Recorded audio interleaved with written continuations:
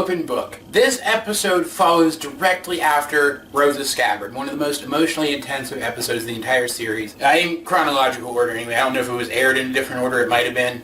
I don't know. But chronologically speaking, this is the episode that follows up that emotionally intensive episode, and I'm sorry, but Rose's Scabbard is going to be a tough act to follow, regardless of how well made the next episode actually is. Which is probably a big part of the reason why whenever I go back to rewatch this episode, going into it, I kind of remember the episode as being underwhelming. Because remember, I did watch this show online, through online streaming services well after it had aired. I watched some episodes live when they were new, but I got into this fan base a lot later than a lot of you did. So when I finally got around to watching Rose's Scabbard, I watched this episode immediately afterwards, in the same sitting. And that's kind of colored my perception of it a bit, so rewatching it today, I tried to look at it entirely separate of those preconceptions. And to be perfectly honest, it's a good episode. Don't get me wrong, I do like it. I just don't think it's a standout episode of the show, and some of you are going to disagree with me on that, but please bear with me while I try to explain why. This episode is all about Steven and Connie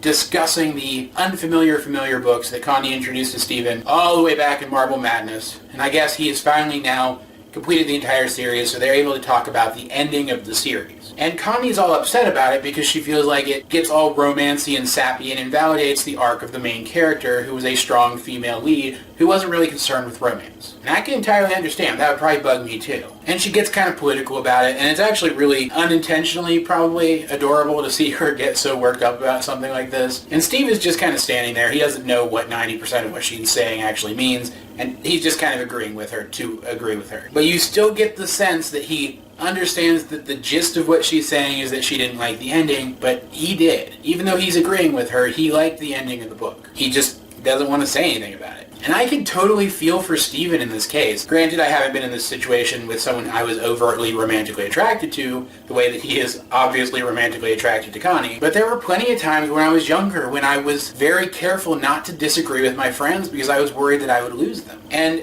that's one of the reasons I kind of don't like this episode as much as I think I could. Because learning this lesson for Steven, that it's okay to disagree with your friends because they're going to be your friends anyway, and if they stop being your friends just because you disagree with them once, they weren't really your friends to begin with, that is a lesson that would have been important enough for him to learn on its own in this episode, and we'll get to why I say that later on in the review, but just keep that in mind. That lesson would have been plenty important enough and plenty impactful enough to be the message of this episode. So anyway, Steven gets all hyped up because he realizes he can take Connie into Rose's room and she can recreate the ending that she wanted. So he opens Rose's room and takes Connie inside, and she is immediately just so into it. What she has basically discovered is that her boyfriend has a working holodeck. I can only imagine maybe a handful of things that are cooler than that. So they go nuts, they start recreating things from the book, and I love the dynamic here between the two of them because Steven automatically takes on the role of the sidekick character from the book, the familiar character, and allows Connie to take on the role of the heroine. Now, granted, there's a specific gender to each of these characters that matches their gender,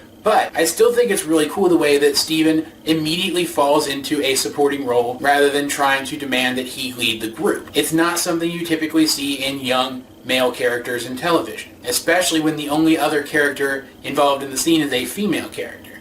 Typically the female character will be in the supporting position. Instead, they keep the characters entirely true to their existing dynamic, and I just absolutely love it. And so the episode continues on. Steven in his familiar costume and Connie in her heroine costume go through recreating things from the books, trying to get the ending just right, but because it's Rose's room and it belongs to Steven now, he has to drive, so he in the end makes all the decisions as to what actually appears, and he's doing his best to create the ending in the story that Connie would have wanted, but slowly it starts to become apparent that Connie's not offering any input at all. She's only asking what Steven wants to do. Just like the room itself. Rose's room is geared to give Steven whatever it is that he envisions, whatever it is that he asks for, and Connie has been behaving exactly the same way. Completely contrary to how she was behaving at the beginning of the episode. And just like back in the episode Rose's Room, it's kind of becoming apparent to the audience a little bit before it's becoming apparent to Steven exactly what happened. He misspoke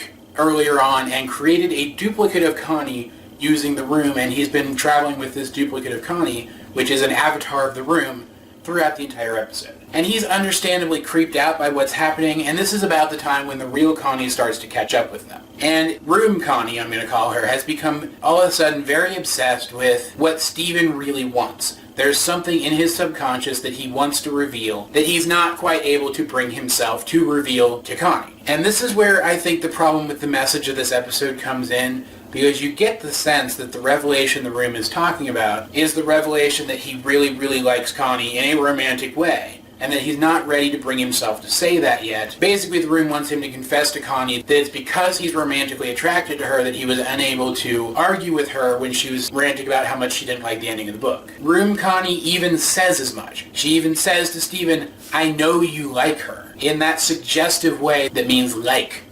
And eventually Steven does manage to get rid of Room Connie by admitting to Connie that he liked the end of the book, and Connie coming to the realization that she should have seen that to begin with. It's just that little detail there, that little unnecessary injection of additional angst didn't need to be there. It's obvious that Steven is romantically attracted to Connie, and that that's part of the reason why he had trouble arguing with her, and it's obvious that he's not quite to the point where he can say that to her out loud. We didn't need to be blatantly told that. It muddied up the message of the episode. It still wasn't bad. It still wasn't a bad message. It managed to get across what it needed to get across. That, as I said before, real friends aren't going to abandon you for disagreeing with them. I just think it could have been handled better. But we get a return of Rose's room and the creepy imagery associated with Rose's room. There was some great fantasy imagery here. We got some great interactions between Steven and Connie in the scenes where they were actually interacting with each other, and it wasn't a fake Connie, of course. So at the end of the day, this was still a really good episode. It's just like several other of these Steven Universe episodes that I have criticized. I feel the main problem with it was not that it was bad,